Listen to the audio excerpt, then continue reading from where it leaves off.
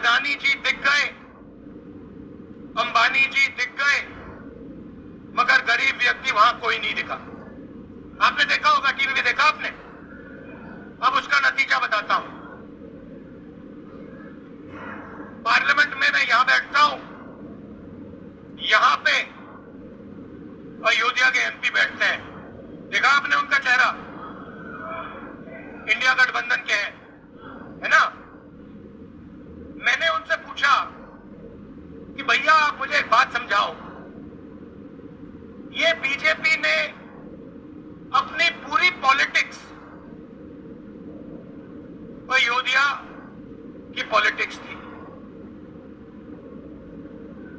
चुनाव के पहले इन्होंने राम मंदिर का इनॉग्रेशन किया, राम भगवान को पॉलिटिसाइज करने की कोशिश की, मीडिया में फैला दिया। मैंने उनसे पूछा भैया एक बात बताओ, ये हुआ क्या कि उन्होंने राम मंदिर का इनॉग्रेशन किया और इंडिया गठबंधन अयोध्या में चुनाव जीत गया, ये हुआ क्या। और मुझे जवाब उन्होंने दिया, मैं ये जवाब आपको देना चाहता हूं। उन्होंने कहा राहुल जी, मुझे पता लग गया था, तकरीबन 6 महीने पहले मुझे पता लग गया था कि मैं अयोध्या से लड़ूंगा।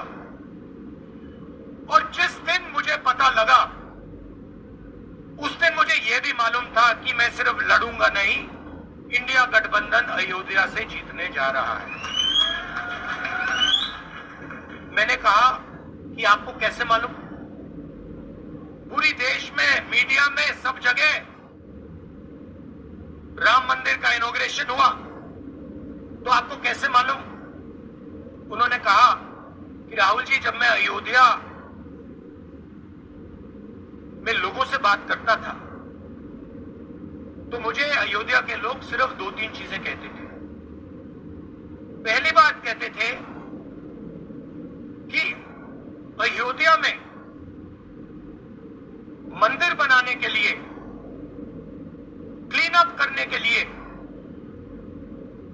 बहुत सारे लोगों से जमीन ली गई, बहुत सारे लोगों की दुकानें, घर तोड़े गए। और आज तक जिन लोगों के घर छीने गए, तोड़े गए, दुकानें तोड़ी गई, आज तक उनको नरेंद्र मोदी जी ने कॉम्पनसेशन नहीं दिया। पहली बात, जहां भी वो जाता था लोग उनसे कहते थे हमारी जमीन छीनी गई, सरकार ने हमें मुआवजा नहीं दिया। दूसरी बात, अयोध्या का इंटरनेशनल एयरपोर्ट बना, बड़ा एयरपोर्ट, जमीन किसकी गई? अयोध्या के किसानों की जमीन गई। आज तक उनको सही मुआवजा नहीं मिला। और तीसरी बात इन्होंने बताई मुझे, तीसरी बात राहुल जी, अयोध्या की जनता को